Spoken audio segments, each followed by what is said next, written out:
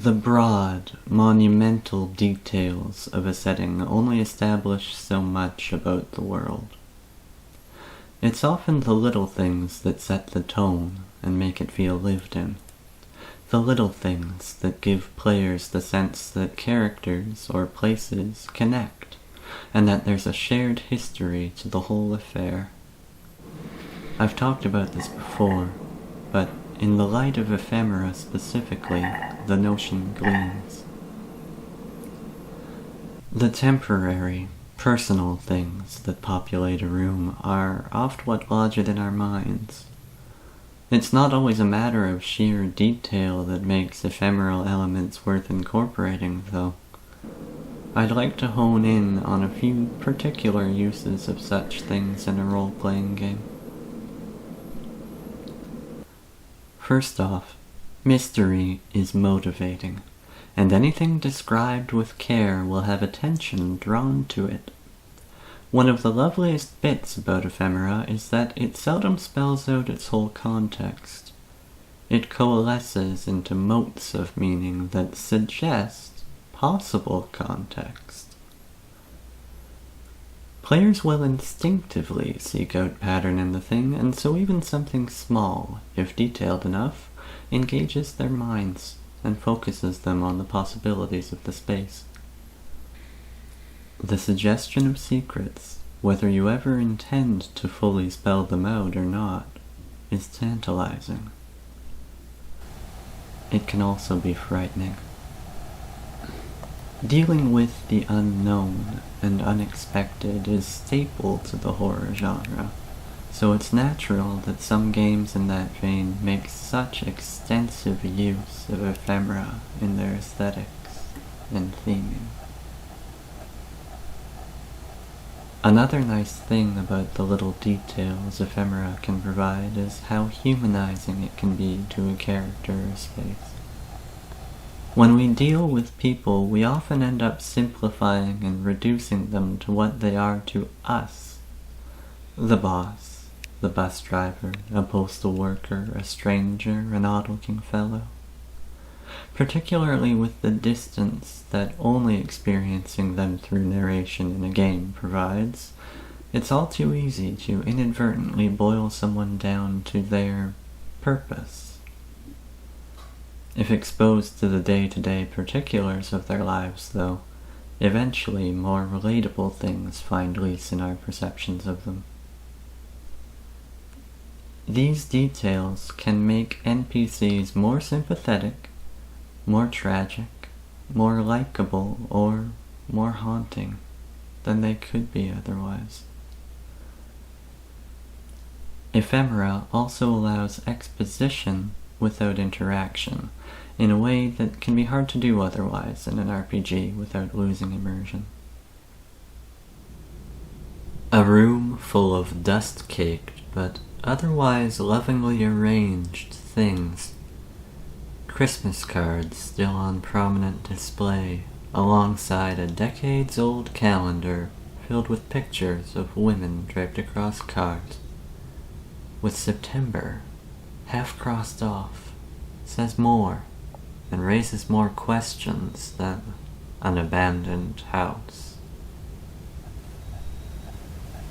Reading a letter from the Count to one of his vassals may tell them all they need to know about the way he conducts his affairs. Making it clear that objects have fragility to them does a lot of the same things that character mortality does. It introduces stakes that otherwise just aren't there, and considerations the player characters otherwise wouldn't contend with. If you wade through the swamp with that, it will never be quite the same way again. And if the library burns, its knowledge will be lost to time. Having to contend with or try to recover the vestiges of partially obscured or obliterated information presents a new kind of challenge to players, and engages problem-solving faculties they might otherwise not have a chance to flex.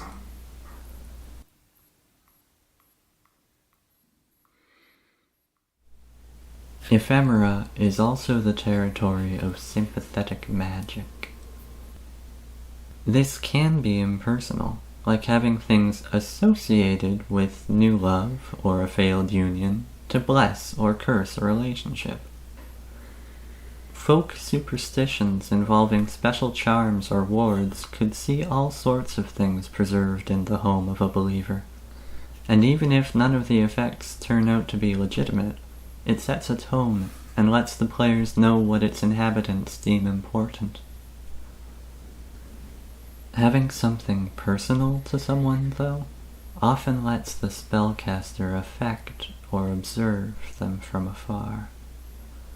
With that in mind, the handkerchief a maiden gives a knight, the lock of hair a mother keeps from her child, or that portrait, singed at the edges and dotted with pinpricks, may all serve a purpose. What's important takes on magic. The idea that attention and attachment itself in some way imprints on things, that the meaning we invest in things has some bearing outside of ourselves, is one that some of the World of Darkness and Chronicles of Darkness game lines have employed extensively. It's also one of the themes that has drawn me to them over the years.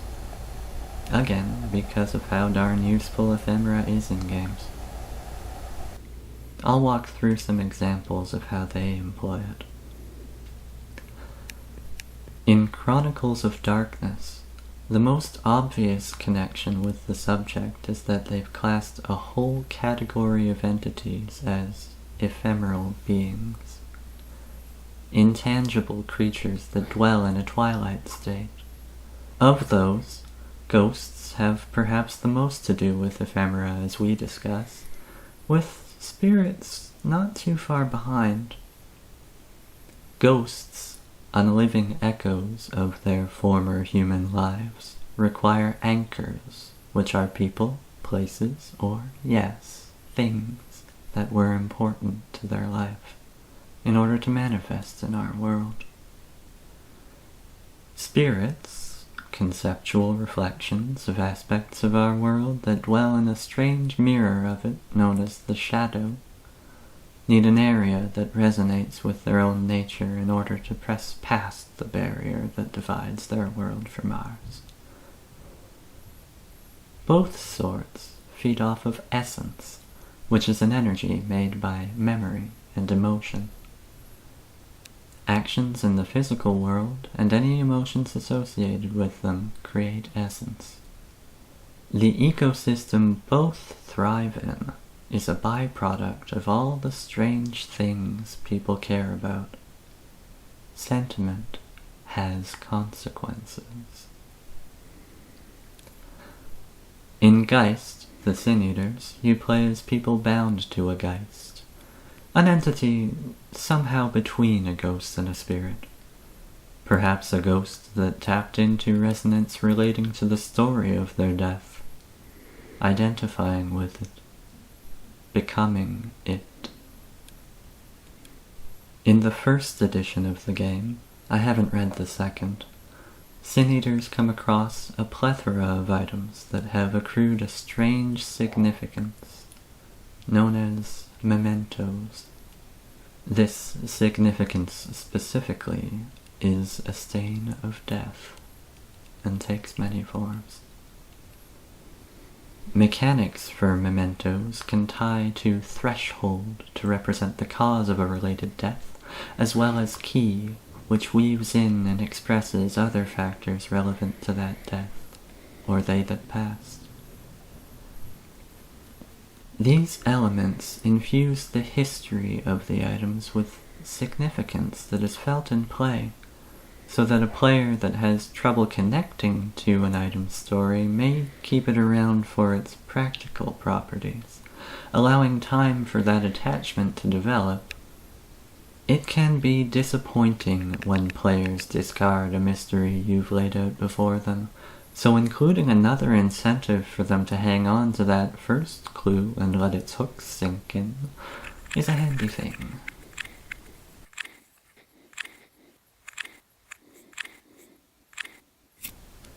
Keystones are crucial to leveraging powers known as manifestations.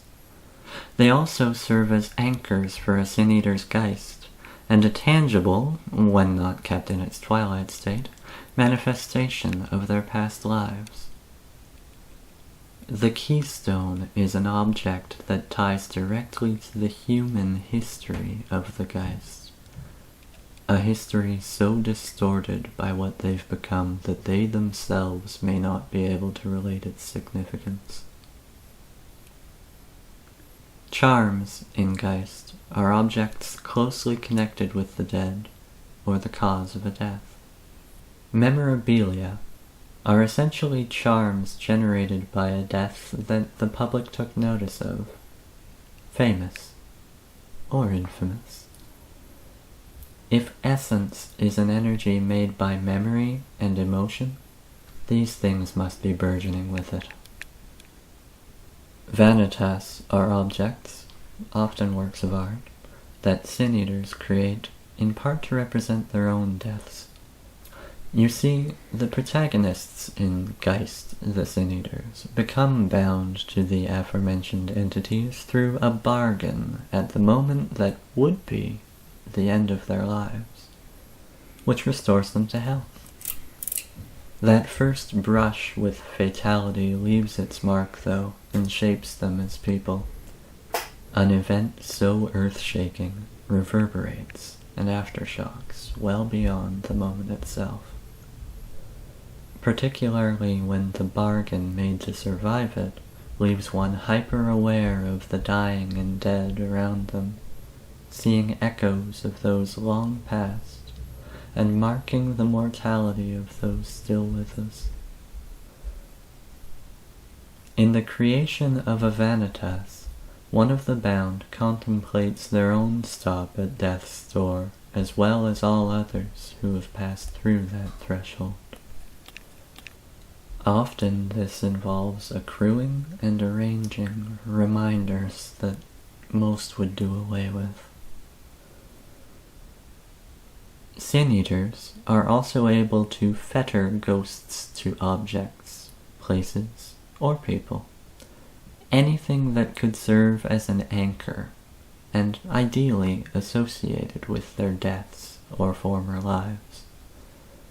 The fettered ghost is no longer able to affect the material world, but its strange abilities can, with effort, be employed by a Sin Eater who has the fetter at hand. The ability to gain control of a person or thing through something intimately connected to them is, as mentioned, standard sympathetic magic, and plays well with the kind of intensely personal material that Ephemera often ends up being. Death masks are the remnants of a Geist that has been destroyed, faded away, or otherwise given up the ghost. They are, as they sound, physical masks representing the archetype they came to inhabit, and made from the keystone they had been bound to. Every Geist was a human ghost before becoming caught up in the horrific idea they came to represent. The twisted thing that took root in them, preoccupied them. The death mask is like a fraying uniform finally put down, or a badge no longer worn. It's the conductor's rusted whistle. It's still usable.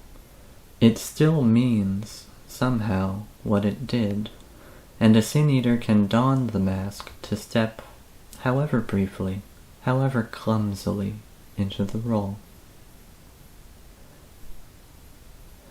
So, as a game dealing with the dead and their stories, Geist is especially suitable for the inclusion of Ephemera as foci for its stories.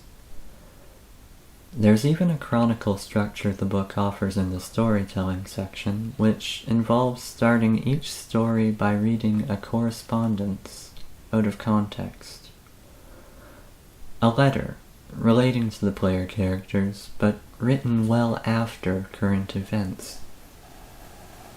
It's then the task of those at the table to make sense of this future missive by playing out the story that it may refer to.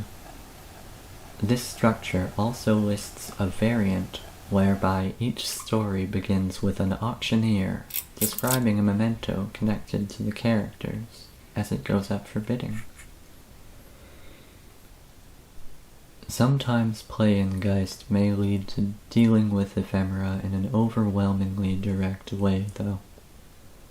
The underworld is the ultimate destination of almost all that passes from existence here, and in perhaps the deepest dominion of what lay below, churns an ocean of fragments.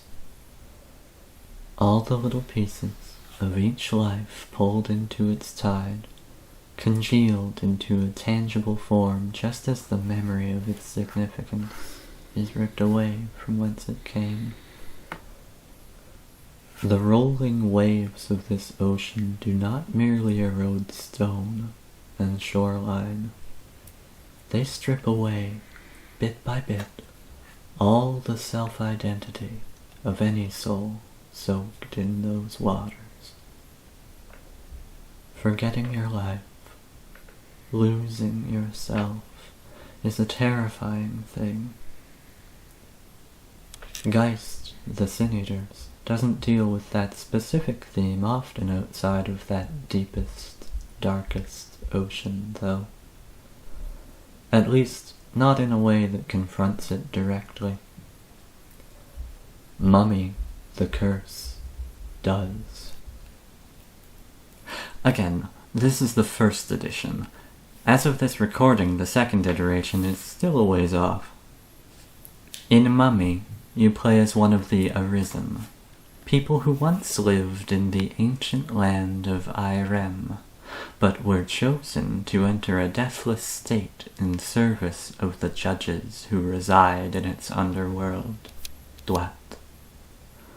These Arisen slumber for ages, awakening only when called upon, or every Sothic turn. When they do wake, they wake still mired in the fog of those ages, that slumber. Their memories of their vast and sprawling past are sparse and unreliable, with their mortal life in Irem, more than 6,000 years ago, the most thoroughly obscured. On first waking, the mummy recalls its name, the guild it once served under, and little else. They are reduced to the purpose they serve the judges of Duat. One of the foremost tasks, however, is the collection of vessels in the form of relics or vestiges. Vessels are magical artifacts which contain a life force known as Sekhem, incidentally part of what maintains the mummy's deathless state. But just as crucially are tethers to times gone by. While one of the Arisen may ostensibly gather powerful vessels to better serve the judges, in the process of doing so they may also recover something of their past, slowly piecing together the mystery of their life before the rite of return millennia ago. Vessels fall into the 5 categories of amulets, effigies, regia, texts, and uter, with relics seeming to adhere more clearly to them, likely since they're constructed deliberately rather than spontaneously coming to be as vestiges often do. Relics are burgeoning with Sekhem, granting strange and wondrous effects, and harkening back to the days of Irem itself. Vessels could also be vestiges, though, which are less flashy in their effects, and less flush with Sekhem, but whose Sekhem is in fact the life force of those who valued them best.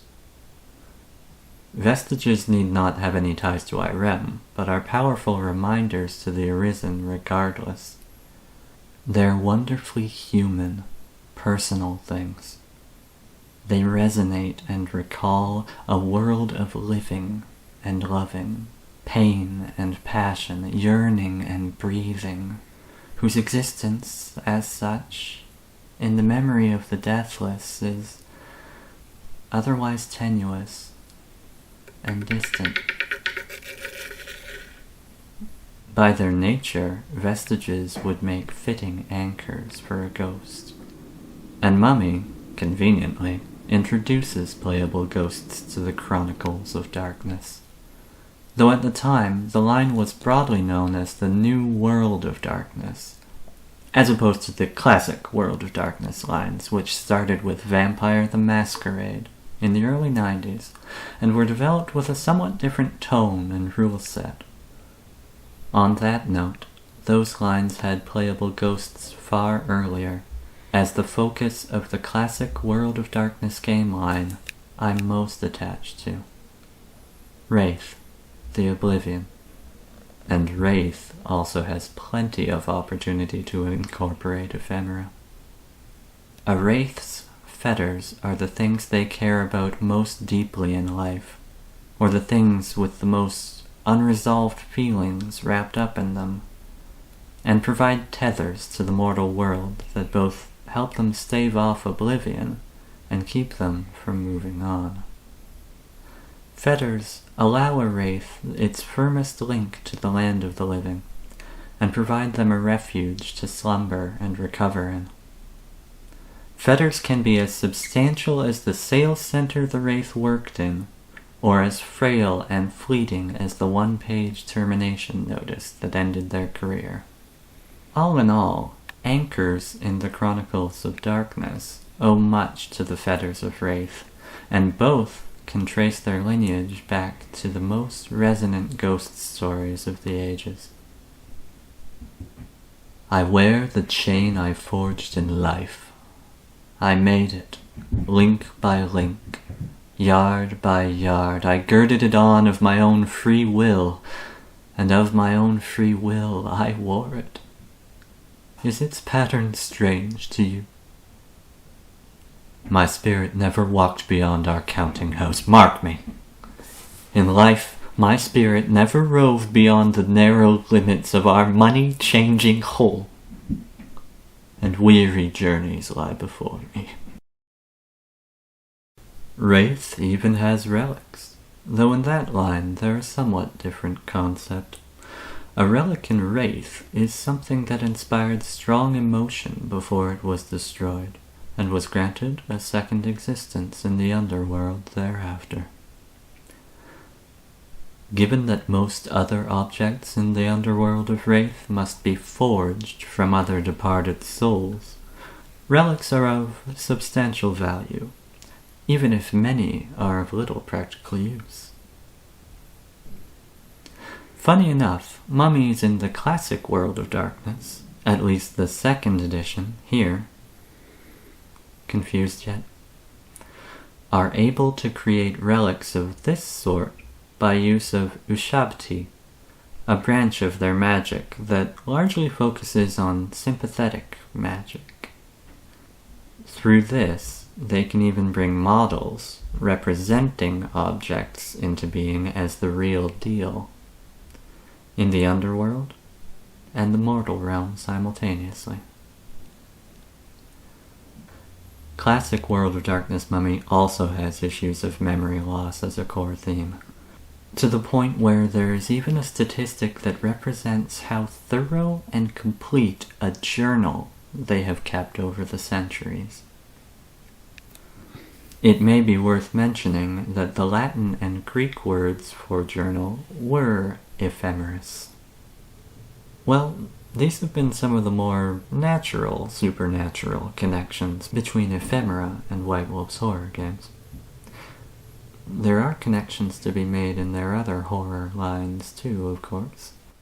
In the second edition of Changeling, The Lost, characters search for pieces of their self-identities, torn loose by thorns, and taking simple, innocuous forms.